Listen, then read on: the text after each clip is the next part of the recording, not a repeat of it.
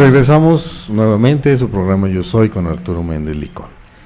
Esta tarde estamos platicando sobre el Marqués de Sade, su manera de escribir, y hemos leído de él ya varias situaciones. Les quiero decir más o menos algo de su historia. El día 2 de junio de 1740 nació Donatien Alphonse François de Sade, en la provincia francesa de Provenza. Algunos de sus antepasados ilustres fueron gente importante de aquel tiempo, como Pierre de Sade, el primer gobernador de Marsella, Jean-Baptiste de Sade, obispo de Cavillon, y Joseph de Sade, y señor de Enghien. El famoso general francés, que fue padre del marqués, fue el conde Jean-Baptiste Joseph François de Sade, y fue coronel de la caballería ligera del Papa Inocencio XII. Algunos piensan que la abuela paterna, que era Laura de Sade, fue quien inspiró el soneto más famoso de este personaje. El marqués de Sade, a la edad de 10 años, Donatien de Sade, comenzó a estudiar en el Collège Louis le Grand en París, pero los jesuitas lo expulsaron de ahí, y después de soportarlo 4 años más tarde, su padre lo envió al ejército. Ya a los 15 años, Donatien obtuvo el grado de subteniente del regimiento del rey. 2 años después fue ascendido a teniente de carabineros, y otros 2 años más tarde fue nombrado capitán de regimiento de la caballería de Borgoña. En este tiempo participó en la Guerra de los 7 años de Alemania en 1763, pero antes de cumplir 23 años renunció al ejército y regresó a París. Ahí se casó con René Pelage Cordier de la Nuit de Montreuil. Los padres de ambos habían arreglado la boda, aunque Donatien no estaba de acuerdo, pues él prefería a la hermana menor de su prometida. Y se los hizo saber a sus padres, pero aún solicitándoles permiso para casarse con ella, no lo logró, no lo aceptaron. Entonces Donatien tuvo que casarse en la iglesia de San Roque el 17 de mayo, y 4 meses después de la boda, Donatien fue detenido en París por excesos en una casa de lenocinio.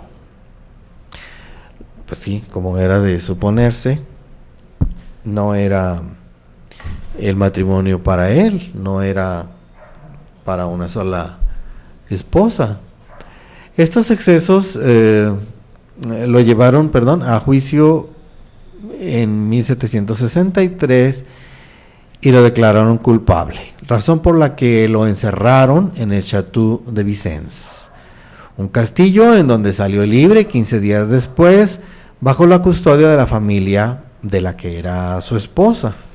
Esta era la que dijimos que, no recuerdo cómo se llamaba, pero fue su esposa. En el transcurso de los 5 años siguientes, Donatien se dedicó al libertinaje. Alquiló departamentos y casas pequeñas en París y en otras poblaciones lejanas. Por supuesto que su vida era visitar los burdeles de Vendôme, donde ahora es la Place Vendôme, y Pigalle, en donde se comportaba con mucho vigor. Se sabe que una carta fechada el 30 de noviembre de 1764, en la que se le pide a una mujer apellidada Brisolt, le decía: dejen de enviarle muchachas al marqués de Sade, o sea, a Donatien. En el día 3 de abril de 1768, cuando Donatien iba hacia su casa, encontró a una mujer llamada Rose Keller. Fíjense esta situación. Esta mujer era una indigente, pedía limosna. Él le ofreció trabajo como pues como una ama de llaves o para que le ayudara en su casa, y se la llevó. Al llegar allá, la mujer se dio cuenta de que las ventanas eran dobles y las paredes estaban acolchonadas para mitigar los sonidos. Ella quiso saber la razón, pero Donatieu solo sonrió. Después de mostrarle toda la casa, la llevó hacia el ático a través de un engaño, de una treta. Y existen varias versiones de lo que sucedió en el ático, pero una de ellas él la escribió y dice: cierta Madame Dufont, en una carta, platica y envía al novelista inglés Horace Walpole el 13 de abril de 1768 y dice: le ordenó que se desnudara totalmente. O sea, a la indigente que llevó a trabajar a su casa, que le enseñó todas sus habitaciones, etcétera, le ordenó que se desnudara totalmente. Ella se arrojó a sus pies rogándole que la respetara, porque era una mujer decente. Él la amenazó con una pistola que sacó del bolsillo, y en esa forma la obligó a obedecer.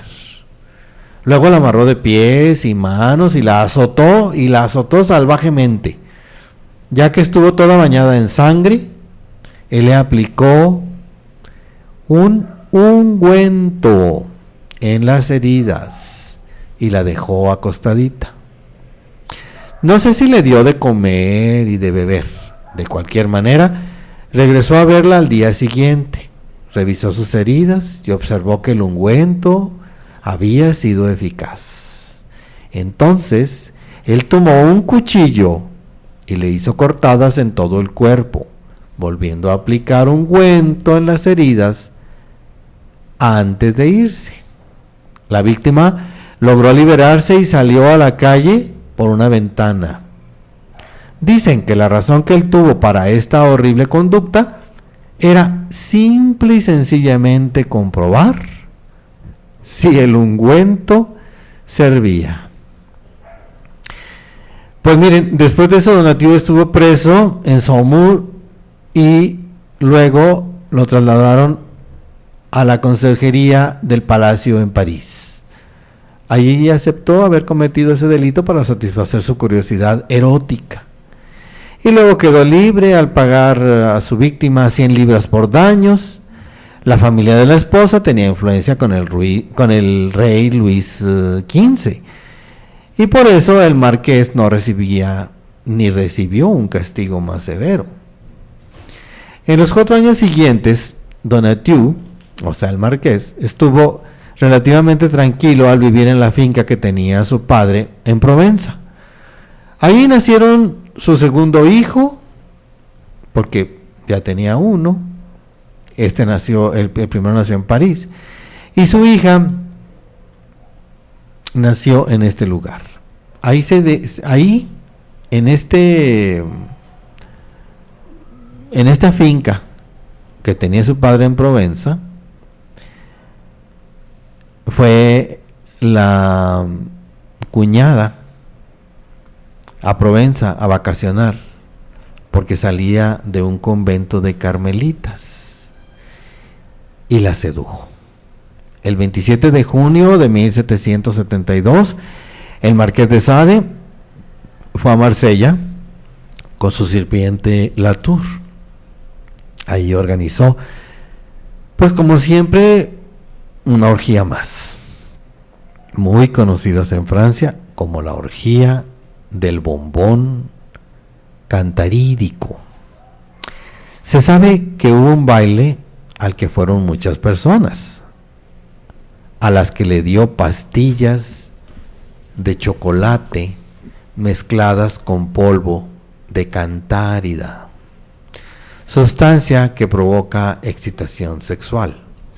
Como homeópata les puedo decir, cántaris es un insecto que tanto alivia las cuestiones del árbol genital, limpia, libera de dolores, pero recuerden, la homeopatía es homeospatos, si se toma en exceso, produce todas estas situaciones. En primer lugar, la cantarida aumenta el calor corporal, aumenta la dilatación de las pupilas. Es como la belladona, que también la utilizaba. Y en casi principios de 1800 aparece la homeopatía. Ya había conocimiento de estas sustancias a nivel herbolaria. Esta sustancia que repito, que dio en los chocolates, provocaba excitación sexual. El baile se convirtió en una orgía, pues muy a su estilo, de los antiguos romanos. Algunas personas murieron, otras versiones pues dicen que nadie murió a causa de los excesos, y otras más que sufrieron trastornos. Yo les digo, la cántaris no mata, no, pero sí provoca aumento de temperatura y aumenta el deseo sexual, porque están limpias las vías urinarias y porque el tracto urinario es muchísimo mejor, trabaja al máximo cuando está haciendo su efecto, ¿verdad? Donatiu de Sade fue juzgado y sentenciado a muerte en septiembre de 1772 por los cargos de sodomía y envenenamiento, pero al día siguiente se escapó de la prisión y huyó con su cuñada hacia Piamonte, Italia. Ahí lo arrestaron y lo encarcelaron en Fort Miolans, pues el rey de Cerdeña era aliado de Francia. Y no se sabe por qué el marqués de Sade no fue enviado a Francia para que lo ejecutaran, pero él estuvo preso en Miolans hasta el 1 de mayo de 1773. Ese día escapó con uno de sus amantes hombres, escapó con el barón de Alí hacia Génova. Luego siguió solo y llegó a Provenza, donde se reunió con su esposa, que lo había perdonado.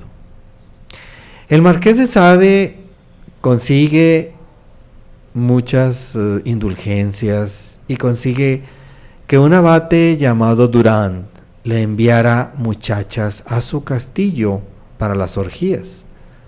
Fue entonces cuando el padre de una de estas muchachas, llamada Catherine Trillet, llegó al castillo con la policía, llevaron a Sade a París y lo encerraron en la fortaleza de Vincennes para que se ejecutara la sentencia de muerte que pesaba sobre él.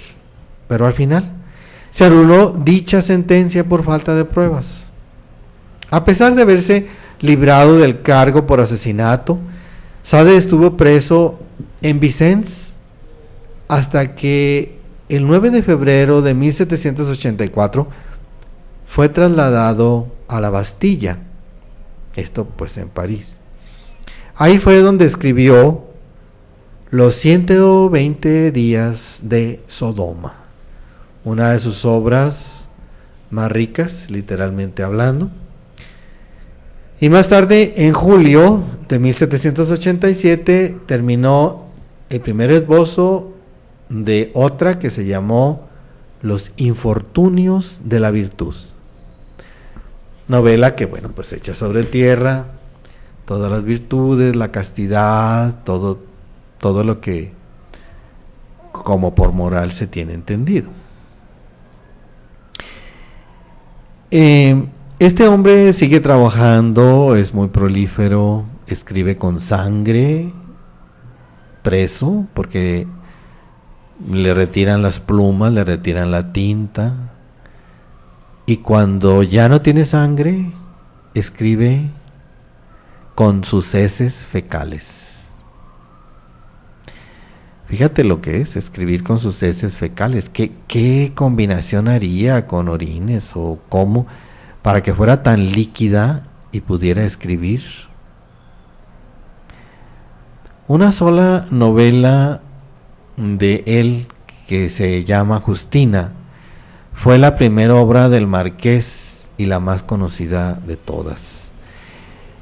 El 2 de julio de 1789 Sade comenzó a arrengar a las personas que pasaban acerca de la tronera de la Bastilla.